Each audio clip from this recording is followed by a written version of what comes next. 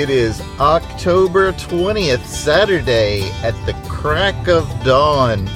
Are you excited, Della? Very excited. We are going to a geocaching weekend down here at Berea. The registration is at the Berea Community School. We're going to go in and have them tell us all about geocaching and what an exciting event we've got going on here at Berea. Now, do you know how geocaching works, Stella? Yes. Okay, well, that ruins all of my... But please, tell me, you can mansplain that to me if you like. Well, no, why don't you, since you know, you tell us. You just get coordinates and go find something that's been hidden and you replace it with something else. You leave a little trinket behind, right? Yes. Is it more complicated than that? Where I was going was the how geocaching works. Why don't you say what you mean then? All right. So I used to think that SED-lights were just you throw things in the air like the SED-lights and they just keep going around and around and you don't have much control of it. Where there's apparently 8 SED-lights that like just hang at a specific spot in space in relation to the Earth. And so like at our house, there could be a SED-light over our house and as the Earth spins right over that. And they use those SED-lights to know a definite place on the Earth. Those coordinates are based on distance from those SED-lights. So that question is not, Della, do you know how geocaching works? That question is, do you know anything about satellites? To which I would have said, not much. But that is how geocaching works. That is a tool used for geocaching. The satellites are not a part of geocaching, as in that's why they live to exist. Geocaching is what I just explained. Use coordinates to go find something and you replace it. Do you know how coordinates work? I guess. Thank you. I would have said, not really. I think they have something to do with satellites. That would have been the answer. All right. Well, we're at the school now. Let me pause the recording, and the next thing you'll hear is the festivities inside. Okay? Okay. So we walk in, and one of the first faces we see is Jennifer Napier. Hi.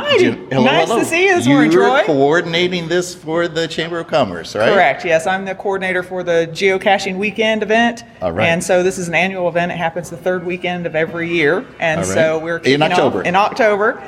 It's beautiful this time of year, and it's great to get the geocachers out and come out and see nature because it is an outdoor sport. Sure. So tell everybody the plans for this weekend, if you could. Sure. So last night on Friday night, we had a meet and greet, which was a s'mores and a campfire. Okay. And everybody met out at Holcomb's Knob Bed and Breakfast, and we had a big bonfire with s'mores, and we had about 70 people there last night. So that was a pretty good turnout for that. And it was raining, so people, but we had a barn. It was a really good turnout for that. Yeah. And we had a barn and campfire, and so people are, with s'mores, it's a little hard to turn people away. They love s'mores. So, but geocachers are outdoor people. So it doesn't matter if it's pouring the rain or if it's snowing or if it's scalding hot. Geocachers are out in full force. Okay. So, but last night was the meet and greet. So that's just kind of a get to know each other event. We have a bingo game that's people getting to know each other. And then today is what we call the daytime event. And so they are signing in right now, filling out the registration forms, getting their packets. And then when we give out coordinates.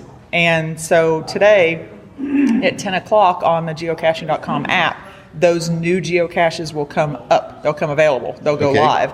And so the individuals that are here, they'll get those. Anybody can get them, but our individuals here are used to that. So they go out and hunt for these things. But we have a daytime. Tonight we have a nighttime event where they have to have flashlights and black lights to be able to find them. Oh, wow. And then tomorrow we have what we call a CETO, which was a cash in, trash out. And that's a garbage pickup. Okay. So every year we do a big garbage pickup. And so because that's become a tradition for us, the city of Berea has also kind of piggybacked on that this year, and I've noticed that they had a big trash pickup this weekend as well because that's part of what we do every year we play outdoors, so we say Mother Earth is our playground, so we always want to take care of her when we're done. Good deal.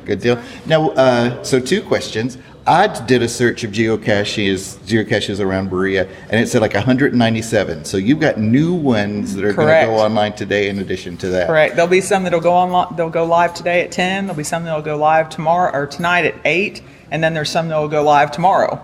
So awesome. For each of the event, there's some that'll coordinate with each of those events to go live. So yeah, there are millions of geocaches all over the earth. I mean, even Antarctica has geocaches. Oh, wow, Really? wow, wow. Yes. Okay. So what are people getting today as they come in this line and they're registering? What do they get? Is there, I think I see a bag. Well, if they pre-registered, so if they pre-registered before September 30th, our t-shirts that you see, these are custom designed every single year for the event. And because we have a night caching event as part of our weekend activities, our t-shirts glow in the dark. So As you would. That's so fun. So the only way that our geocachers can get the shirts every year is to pre-register before September 30th. So if they're pre-registered, they'll have a goodie bag with their t-shirt and stuff waiting there. And if they're not pre-registered, then they're signing the logbook. So this is an actual geocaching.com event. So you sign a logbook showing that you were here. So you get your attendance here. And then that counts on geocaching.com as attending an event.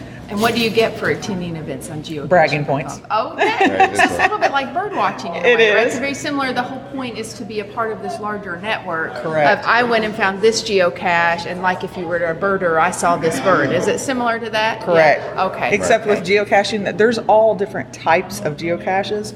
And so all of mine, all the ones that we have on our geo tour, they're physical geocaches.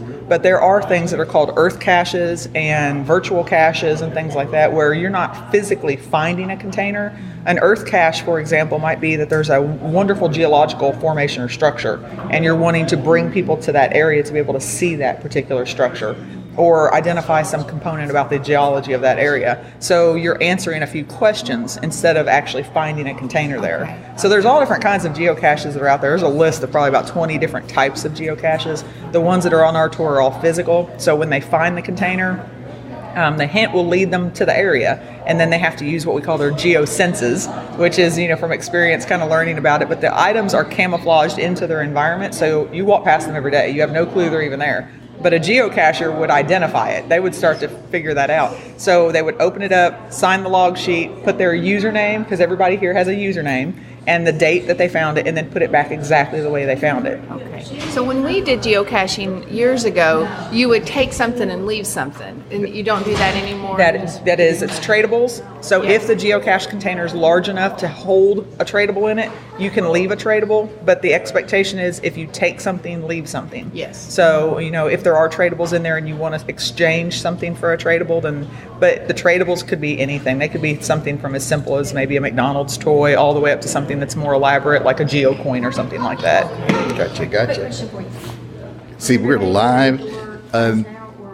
There's events going on right now, but if you go to just geocaching.com, you create an account, but it'll give you everything you need to know. You don't necessarily need to be part of this event to start geocaching. Correct. You can geocache around the world. That's just an ongoing global But Berea is sport. a unique place for it because of all that and this geo tour. We have, with Berea, the Chamber of Commerce, when we began the Geo Tour, which a Geo Tour is just a specific collection of geocaches that an organization is asking you to identify or find to win some kind of a prize. So here, the Geo Tour that we have, there are, as of right now after 10 o'clock that's going to change, but there are 54 geocaches on the Geo Tour. Connected to... Correct. Okay. And then as the day goes forward and then tomorrow, that number is going to increase as those new ones get added on. Gotcha. So when they finish the Geo Tour, we have what we call expedition guides. I think a lot of other places call them passports.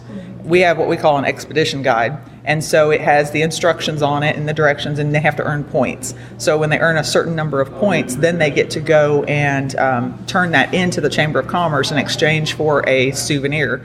And our souvenirs are made by one of our local artisans right here in Berea. Oh, wow. So I wanted that to be, because Berea is the arts and crafts capital of Kentucky, so I wanted that to be special for them. So our little souvenirs are, every single year they change. The first year, that was the shape of Kentucky. Last year, it was the spoon-bread spoon. We had a spoon-bread spoon that they could win. And then this year, it's the Berea hand, the artisan hand. Oh, wow, right. And so they will be able to earn that little souvenir when they complete that Geo Tour. So everybody who completes that can come and get one. Correct. So All right. That's great. Yeah, and that's ongoing. picture. That's not just this weekend, that's ongoing. So they can do that. This weekend just kicks off the new geocaches. That's literally what our weekend event is.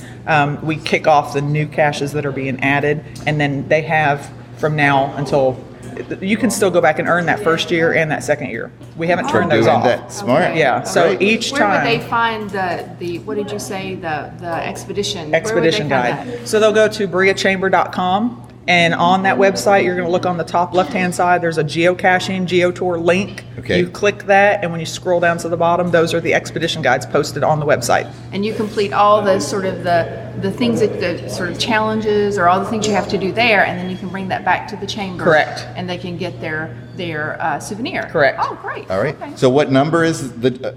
How many years has this been going on? This event has been going on for 5 years, so this is our anniversary. This is the 5th year anniversary for this event. Great. But the Geo Tour, adding that specific collection of them, Right. this is our 3rd year for the Geo Tour. Okay, gotcha. So yeah, we're 5 years strong, and the event that I modeled this event after is the Lake Cumberland State Park Okay. geocaching weekend that they had. They no longer have that. Oh. So that has been discontinued. The gentleman that put that on was promoted, and now he's higher up in Frankfurt.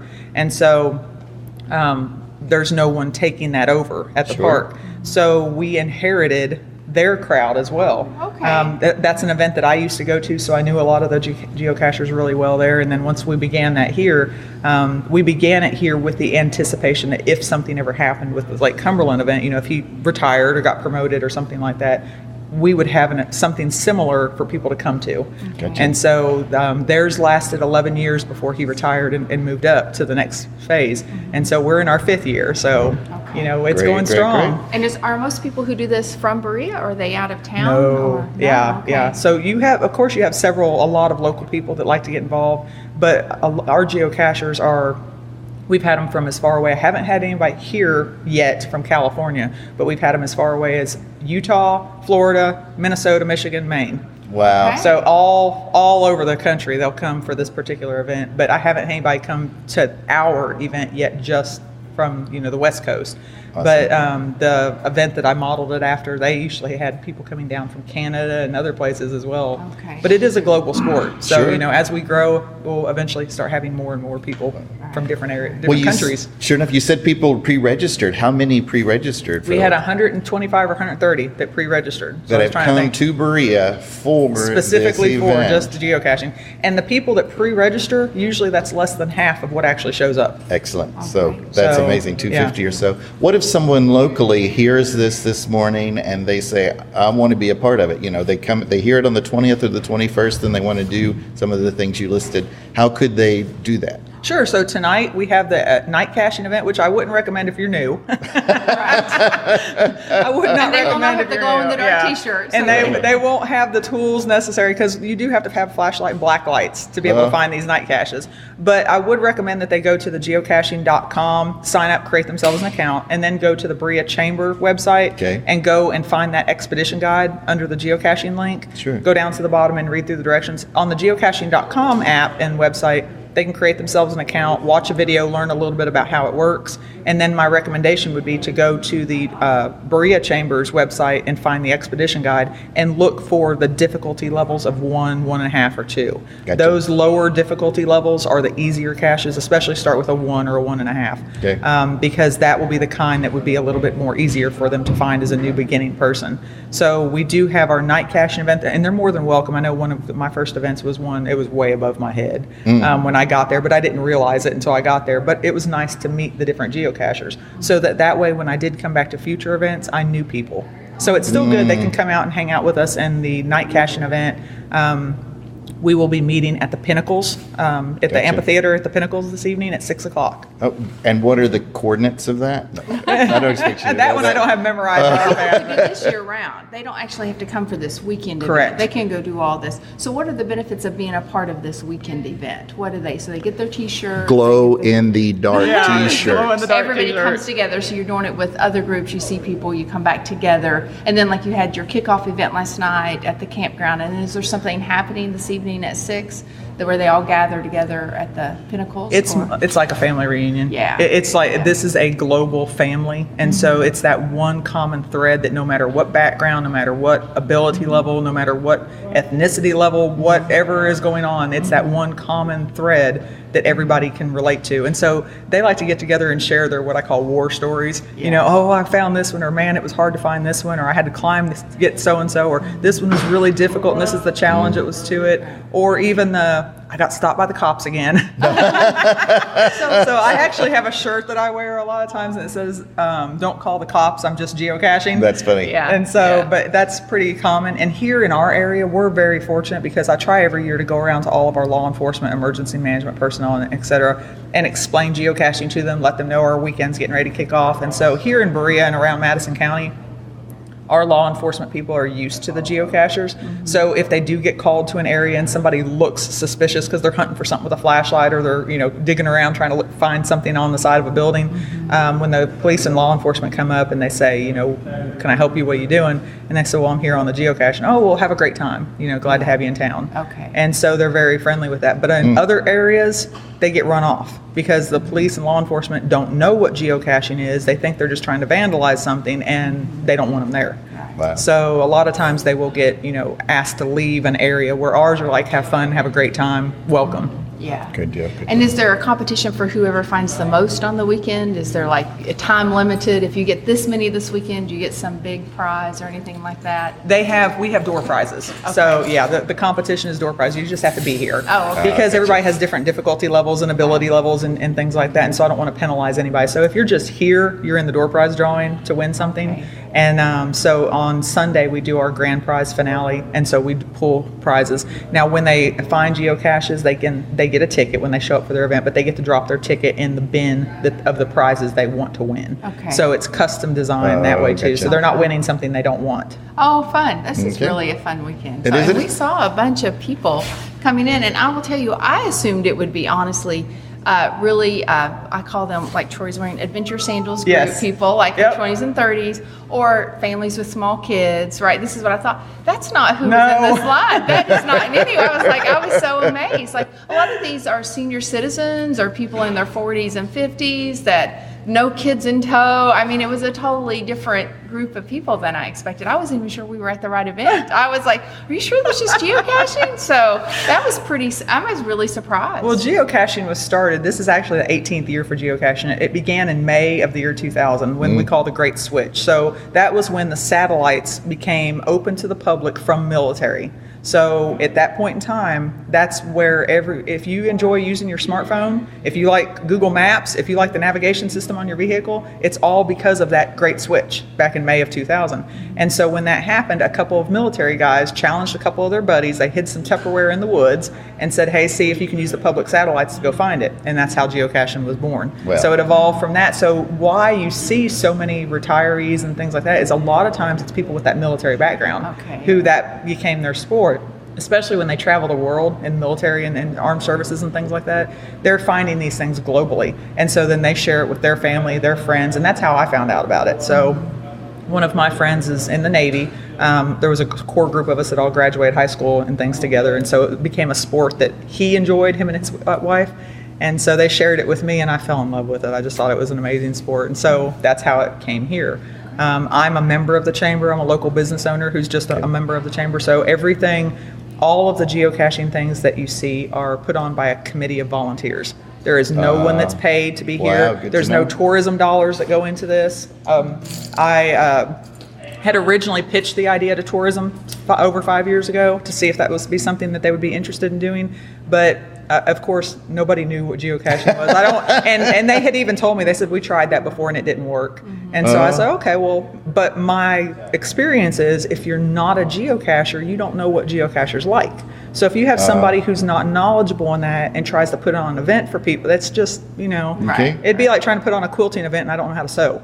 So nobody would be interested in what I have to say about it. So I thought, well, and the chamber said, well, we know you're into it. We don't know what it is, but we'll support you on it. So if you want to try it, we'll do it. So the first year, I thought, if I can just get 35 or 40 people to show up, we'll be doing good.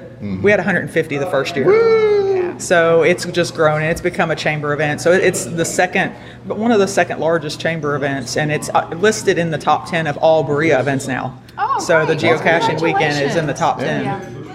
Now, the way you just described the geocaching, though, seemed a little bit intimidating. When we've done it, we're a dabbler, and we've just got the app, and it'll say, go to here. It'll say, go to here, and it says, look to the right, and go like 30 feet to the right, and you'll see a tree, and there'll be a hole in the tree, and there's a film container in the hole in the tree, and you sign your name or mark your thing on there. That's, it's not intimidating at all, and it's super, super fun. And that comes with the difficulty levels too. So the higher up the difficulty, they're rated from 1, which is super easy, to 5, which means you probably have to have rappelling gear, equipment, or special tools to find it. And so they stagger in half increments, 1, 1.5, 2, etc. And so that's why I said if you're a newer geocacher, you want to stick with those 1s and 1.5s, because once you have a few successes, then you can try harder ones. But if you have a bad experience right off the bat, you may not want to do it anymore. So because you feel like you're just wandering around looking for something. That's never fun. It's like being stuck and can't find your car at Walmart. That is not fun. Yeah. So you really so you would do 1 and 1.5, right? Because you don't want that experience, right? And with a geocache, you don't have the car beeper where you can press the button and eventually it'll identify it to you. You just have to keep looking. Yeah. So Gotcha. Well, here's what let's come through and get some pictures. Okay. And show some of the people here and show the gifts you've got. And I'll put it up on our website. We'll do thebereapodcast.com/geocaching. Now spell geocaching. Okay, so it's GEOCACHING.com. Bereapodcast.com/geocaching, and it'll be there this morning on Saturday morning. Okay. All right, thank you so much. Thanks so And much. it'll be there next year if people are thinking about geocaching and they could find, Berea's got an event. So great. Alrighty. So until next week. Bye.